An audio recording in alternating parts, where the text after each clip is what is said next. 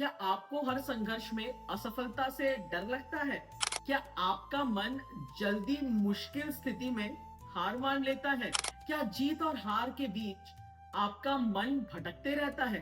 आज हम गीता के समत्व के सिद्धांत से सीखेंगे कि कैसे हर परिस्थिति में शांत और मजबूत बना जा सकता है। हमारी जिंदगी एक रोलर कोस्टर की तरह है। कभी खुशी तो कभी गम, कभी जीत का जश्न तो कभी हार की तकलीफ। लेकिन क्या हो अगर आप हर परिस्थिति में स्थिर और शांत रह सके?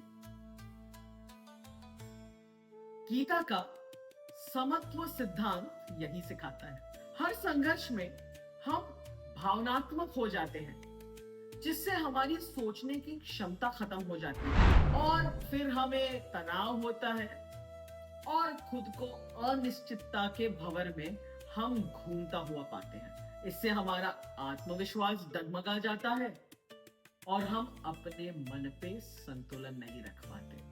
समत्व भाव हमें सिखाता है कि जब भी हम किसी संघर्ष की स्थिति में हो तो हमें भावनात्मक स्थिरता लाए। जब आप शांत रहते हैं तो आप बेहतर सोच सकते हैं और सही निर्णय भी ले सकते हैं। डर और तनाव से मुक्त रहना है।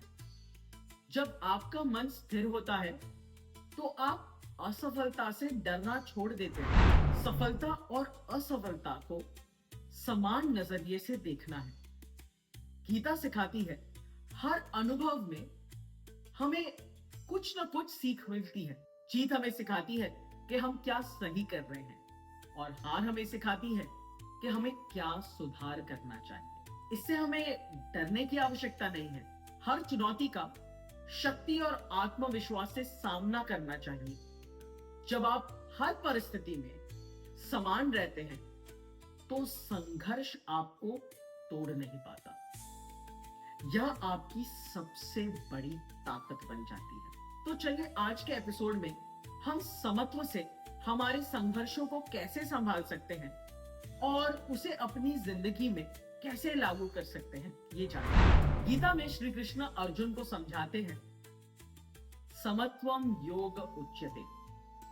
सुख दुख लाभ हानि जीत हार में समानता रखना ही योग है। कृष्ण समझाते हैं, समानता का भाव रखने से चाहे परिस्थिति अच्छी हो या बुरी, आपका मन स्थिर और शांत रहता है। समत्व के भाव के लिए भावनात्मक संतुलन बहुत जरूरी होता है। हर घटना पर जरूरत से ज्यादा प्रतिक्रिया देने के बजाय उसे स्वीकार करना अधिक लाभकारी होता है। समत्व भाव आपको आंतरिक शांति की ओर ले जाता है, क्योंकि इसमें खुशी और शांति बाहरी चीजों पे निर्भर नहीं होती। साधारण शब्दों में समत्व का मतलब है हर परिस्थिति में खुद को संभाले।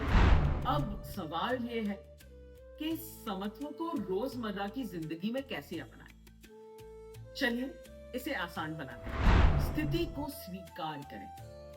हर परिस्थिति को एक अनुभव की तरह लें। खुद से कहें, ये मेरे लिए एक सबक है।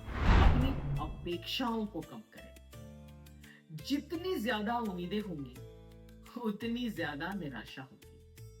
गीता कहती है, फल की चिंता छोड़कर कर्म पे ध्यान दें। मेडिटेशन और प्राणायाम का अभ्यास करें। हर दिन 10-15 मिनट ध्यान लगाएं और आपके मन को शांत और स्थिर बनाएं। नतीजे को स्वीकार करें। गीता कहती है, सुख दुखे संकृत्वा लाभा लाभो जया जयो।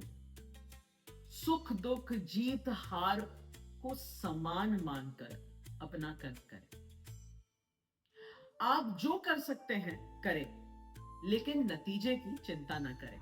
ध्यान दें कि आप क्या नियंत्रित कर सकते हैं। जो आपके हाथ में है उस पर फोकस करें। जो आपके नियंत्रण में नहीं है उसे जाने दें। छोटी छोटी चीजों में समानता का अभ्यास करें।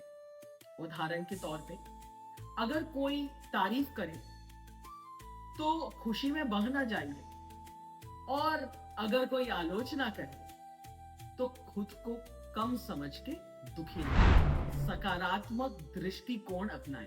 हर परिस्थिति में कुछ न कुछ अच्छा जरूर होता है। इसीलिए कहते हैं ना, जो होता है अच्छे के लिए होता है। हार में सीख और जीत में विनम्रता रखें। इसे एक एग्जाम्पल से समझते हैं। मान लीजिए आप एक इंटरव्यू में गए, आपने बहुत मेहनत की थी कि आपको ये नौकरी मिल जाए, लेकिन चयन नहीं होता। अब इस स्थिति में आप गीता के समत्व भाव का कैसे उपयोग करेंगे? पहली बात, स्थिति को स्वीकार करें। खुद से कहें, यह मेरे सीखने का मौका है। नए मौके की तैयारी करें।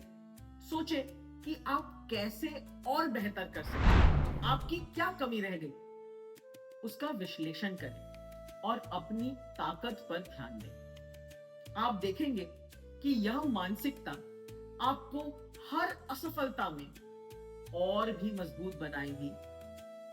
यही समत्व की ताकत है। तो दोस्तों, आज का सबसे बड़ा सबक, हर संघर्ष को समान भाव से स्वीकार करें।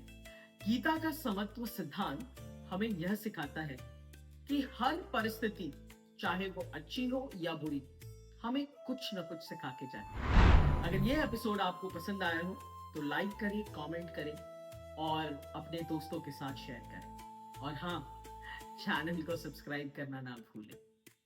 याद रखें, स्थिर मन, सशक्त जीवन।